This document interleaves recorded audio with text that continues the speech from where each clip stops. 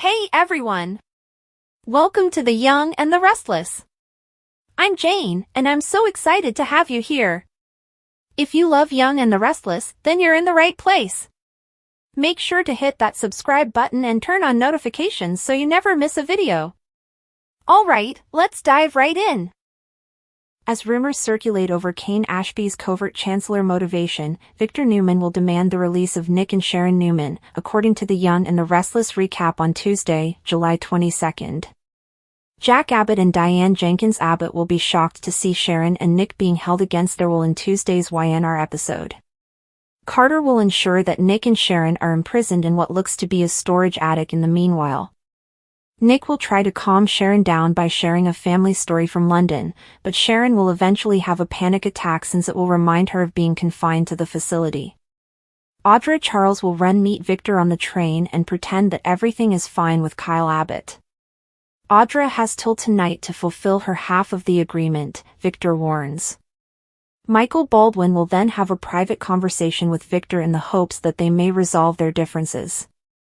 Victor will refuse Michael's assistance and insist on facing Kane by himself once he informs him that Nick and Sharon are under house arrest. Kyle will tell Diane and Jack when he sees them that Audra revealed her hand and that he confronted her about plotting with Victor. When Jack and Diane insist on knowing the specifics of Kyle and Victor's agreement, Kyle will surprise them by disclosing the stipulations. Kyle will acknowledge that he signed a contract that stated that if he hurt Claire Newman's feelings, he would leave Genoa City and pay $5 million. Kyle will want to track down Victor and let him know that the attempt to end his connection with Claire Newman didn't work out. But since Victor will be furious about Nick's hostage predicament, Diane and Jack will believe Kyle should wait. When he gets back to Michael, he will tell Lauren Baldwin about his talk with Victor and how his former boss turned him down. Given all of her husband's devotion to Victor, Lauren will be horrified by his ongoing abuse of Michael. There will also be discussion regarding Kane perhaps having a secret inside Chancellor, which would account for his obsession with pursuing this business over all others. She will navigate the maze once more with Nikki Newman and eventually locate Kane. Kane will be heavily criticized by Nick for putting him in captivity because she went too far in pursuing her children. Victor will warn Kane to free Nick and Sharon after he shows up. Victor will insist that Kane doesn't want to know because Kane will pretend he's protecting himself and wonder what will happen if he doesn't follow his instructions. Victor will also demand their release or else and accuse Kane of using his new hostages as leverage with Chancellor. Moments after, Carter will appear and whisper to Kane, so Kane will quickly leave to attend to something, Victor following closely behind. Kyle will try to speak with Claire's grandfather while Jack, Diane, and Kyle watch Victor pursue Carter. Victor will continue to march after Carter, making it obvious that he has no time for Kyle. Victor Newman, the strong patriarch of Newman Enterprises, was known for his cutthroat business tactics and unflinching dedication when it came to protecting his family, but even by his own standards, his unexpected and fierce demand for Nick and Sharon's release raised more than a few eyebrows. Despite his complex past with both of them, Victor was not going to allow them to suffer unjustly because they had become embroiled in a legal nightmare that appeared to have been planned by powers outside of their control. Without hesitation, he used his unmatched influence in Genoa City to pressure officials, ask for favors, and make it obvious that he would not stand for any delays in their exoneration. From the outside, it seemed like a protective fatherly gesture. Nick was, after all, his son, and Sharon, in spite of their turbulent history, had always been somehow involved with the Newman family. Those who knew Victor well, however, recognized that his behavior was rarely so simple. This time was no exception to the rule that there was always an angle and a deeper game being played. Kane Ashby, who had been lurking on the sidelines of the drama, became abnormally involved in the matter in the meantime. He appeared to be the worried friend, helping Lily and the rest of the family deal with the situation. Beneath that meticulously crafted exterior, however, there was a hidden agenda that he was determined to conceal. Kane had always been a contradictory man, capable of warmth and charm but equally adept at deceit when it suited him. Even though he had put a lot of effort into repairing his reputation, his past was full of deceptions and manipulations, and old habits had a way of coming back when he least expected them. Rumors started to circulate regarding Victor's reasons for being so insistent on Nick and Sharon's freedom as his pressure on the authorities increased. There were those who conjectured that he had discovered information that implicated someone else, someone whose exposure would benefit him personally. Others questioned whether this was just a power move to remind the city that anyone who dared to question his authority would face repercussions. Victor wasn't going to allow anyone, not even competing business tycoons or overzealous prosecutors, to ruin the empire he had spent decades establishing. Not only was his desire for Nick and Sharon's release motivated by justice, but it was also an attempt to regain control. For his part, Cain was closely observing every action. His motivations for wanting Nick and Sharon released from custody were not motivated by charity. There were obligations to pay, secrets to conceal, and chances to seize. The longer Nick and Sharon were imprisoned, the more likely it was that some facts would surface, facts that could undo all of their hard-won goals. Playing the long game was something Cain had always been good at. His own future depended on Victor's success, not the sake of maintaining family harmony. Alliances were changing behind the scenes. Although Victor's usual supporters were fully behind him, some questioned whether his intentions were really in Nick and Sharon's best interests or if they were just pawns in a bigger game. Ever observant, Sharon suspected something. Since Victor's assistance frequently came with conditions, she had traveled down this path before and couldn't get rid of the impression that this was no exception. Nick was cautious despite being appreciative of his father's assistance. Because of their lengthy history of conflict, trust between the NEWMAN men was at best tenuous. Cain became more and more agitated as the court case continued. He was running out of time, and each delay drew him further to catastrophe. He required a contingency plan that would guarantee his secrets would be kept secret no matter what happened. His conversations with Lily grew increasingly tense, and his justifications grew weaker. Despite her desire to trust in him, she could no longer ignore the fractures in his manner since she knew him better than anyone else. Meanwhile, Victor continued to be as elusive as ever. In private, he was planning his next move, while in public he was displaying righteous fury. What would he expect in exchange for the release of Nick and Sharon? How far would he go to reverse the decision if they weren't? He had a reputation for never giving up, and this time was no different. One could feel the tension in Genoa City. Loyalty was questioned, friendships were put to the test, and the distinction between an ally and an enemy became hazy. Victor's requests would ultimately be fulfilled, not because the system was fair, but rather because few people dared to oppose him. Although Nick and Sharon would be free, there would be a lasting cost. Cain, too? He would keep his secret motive a secret for the time being. However, the truth would eventually surface in a place where the past was never kept hidden. For weeks to come, Genoa City will be affected by the aftermath from this experience. Victor had demonstrated his desire to be law once more, but at what price? Although Nick and Sharon were now free, the wounds from their incarceration and the realization that their release had been planned against their will left a sour taste in their mouths. Cain had escaped catastrophe, but his secrets began to weigh more heavily. As the dust settled, it became evident that no demand was ever made in Genoa City without a hidden agenda, and no gesture of goodwill was ever genuinely altruistic. The next chapter in this twisted drama was already being written as the games would go on and the participants would reassemble. Nick and Sharon would try to put their lives back together, Victor would go back to his empire, and Cain would hide in the shadows, waiting for the next chance to come. However, in a society where trust was a luxury that few could buy and power was the ultimate currency, the true question was not who had won, but rather who stood to lose the most when the next secret was made public. Victor NEWMAN stood in the middle of the NEWMAN Ranch study, his face carved with anger. His voice was crisp and commanding as he yelled commands into the phone, demanding that Nick and Sharon be released from police custody right away. He gripped the telephone with a trembling palm that was thick with age and strength. Restoring the family name and upholding the legacy he had erected brick by brick with his own blood and sacrifices were more important than simply clearing their names. The unmistakable stink of betrayal inside Victor's own circle was what tormented him more than the public humiliation or the fact that his son and ex-daughter-in-law were being paraded through the legal system. This had been started by someone who wished to cause instability in his family. Victor's eyes narrowed into slits as he hung up, not because he was becoming old, but rather out of distrust.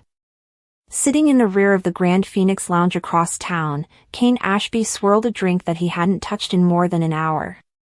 To anyone who would glance at him, his unreadable expression appeared almost casual, but his mind was a war zone on the inside. He was playing a game that no one knew he was playing, and every move he made in Genoa City suddenly had consequences. The town was filled with opinions when Nick and Sharon were detained on accusations of conspiracy and obstruction in the NEWMAN probe. With Sharon's past in particular, the media had a field day, and Nick's reputation took yet another damage that Victor could not stand. Kane, however, wasn't having a party. His scheme, which at one point seemed like ruthless, moral retaliation, was starting to go too far. He truly didn't want either Nick or Sharon to be harmed. But his motive wasn't exactly clean either. Justice was never the only consideration. It had to do with Lily. It was also about all he had lost while feigning to be the guy she needed, only to have everything fall apart due to secrets she couldn't even forgive. After hearing rumors in the NEWMAN Enterprises hallway, Kane became interested in learning more about Damien's activities months ago. What started off as a straightforward desire to keep Lily's new love interest safe turned into a complex web of fraud, money laundering, and blackmail. He followed the trail, keeping an eye on things, collecting information, and waiting for the proper moment to use it to defend Lily and remove those he felt were allowing the rot to spread from inside. His plan changed when he discovered that Nick and Sharon were unwittingly involved in the chain. He anonymously disclosed just enough details to pique the interest of the authorities. But he didn't realize how quickly things would get out of hand. He anticipated warnings, small-scale probes, and perhaps a whisper campaign. Instead, there was public outrage, mugshots, and handcuffs. Victor, too. Kane had never before ventured to openly cross the man. Lily was dealing with the fallout in the meantime, caught between her perception of Damien and her beliefs about Kane. She continued to stare at Kane as if he were the antagonist in her new romance, but he knew deep down that she was no longer sure. And she was restless, preoccupied, and aloof as a result of that uncertainty. She wasn't blamed by Kane. He had, after all, mastered the art of concealing his intentions, particularly when they were tinged with unresolved love and envy. It wasn't all jealousy, though. Kane felt this silent partner was aiming for a total upheaval of power in Genoa City after discovering concrete proof that Damien was influencing corporate holdings to the advantage of a shadow investment. Nick and Sharon were only the initial pawns in the partner's plan for disaster. Victor was also aware of it.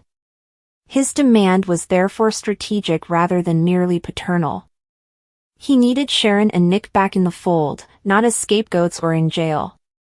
He wanted to find out who did it, and he wanted retribution the only way Victor NEWMAN could: complete, deliberate devastation. However, Victor was not yet suspicious of Kane. Kane used Victor's tunnel vision, his fixation on family honor, and his blind spots regarding loyalty as part of his covert strategy. Victor recruited the top defense team in the nation as Nick and Sharon faced mounting allegations, threatening to sue the GCPD for corruption and wrongful arrest if they didn't free them by the end of the day. Additionally, in an attempt to uncover an untraceable thread of lies that would unravel the entire case, he sent Nate to delve deeper into the medical records Damien had tampered with. Meanwhile, Nikki was beginning to put her own puzzle together. She wasn't convinced that Kane was just a man who had been scorned because she had heard a heated exchange between Lily and Kane about motives and consequences. She recalled how he had previously twisted events and twisted morality to support his behavior. Nikki questioned Victoria, who was already under stress due to the company's instability, if there were any anomalies in the recent contracts Kane had managed while working as a freelancer for NEWMAN Media. Too busy, too exhausted, Victoria dismissed it, but something in Nikki's voice caused her to pause. Nick and Sharon sat side by side in the chilly interview room back at the station. Despite the fact that their relationship had long ago evolved into friendship, she instinctively reached for his hand, and their tie was unbreakable at that very moment. He nodded as she whispered, "This isn't over." They were aware that they were being used as bait, but they weren't totally sure why. Sharon had started to believe that someone, who knew enough about the NEWMAN's past to take advantage of it, was attempting to set them against one another from the outside. She was also correct. That very family pressure point was what Kane had been counting on. He thought Lily would realize who her allies really were if Victor's house started to fall apart. However, the situation seemed to draw her farther inward and make her reevaluate her choices rather than bringing her closer to Kane. And that was risky. Because when Lily felt cornered, she didn't run toward Kane, she ran away. She refused to be saved or subjugated. She wanted lucidity. And Kane was unable to give her that in spite of all his intentions. Kane, however, kept playing the long game. Although none of the rumors about a deeper conspiracy involving Sharon's therapy center and its connections to former clients who had mysteriously disappeared were true, he gave the media enough fodder to make compelling headlines. The NEWMAN name bled a bit more each second it was broadcast, and it created a picture of guilt where none existed. Kane hadn't anticipated Adam, though. For weeks, Adam had been keeping a close eye on Kane, suspicious of his actions. He started looking into Kane's finances by cross-referencing data that didn't quite fit up after he secretly tipped the press by intercepting a call Kane made to a blocked number. Furthermore, Adam was not constrained by sentiment or loyalty like Victor was. He didn't care who was burned, he just wanted answers. It was cold when he faced Kane outside Crimson Lights. Adam indicated but did not accuse. Kane pretended to be innocent, but the seed was sown when he said things like, "Funny how the truth always finds its way out, no matter how deep you bury it." And it terrified him more than he revealed. The whole house of cards would fall if Adam revealed him.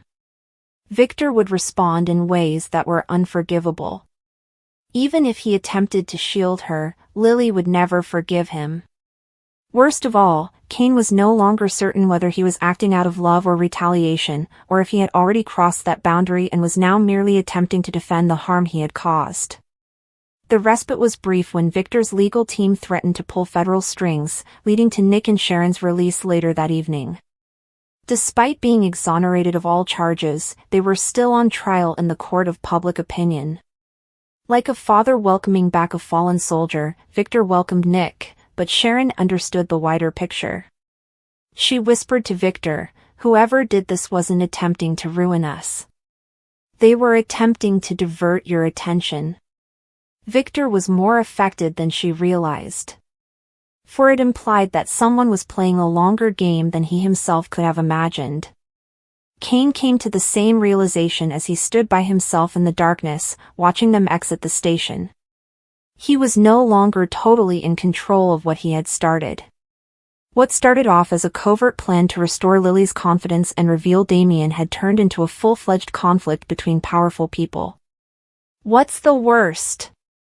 The person who had the most to lose might not be Victor or Nick or even Sharon, it might be Kane himself. Because motives, no matter how honorable or perverse, eventually expose a person's true nature, and secrets have a way of outliving their keepers.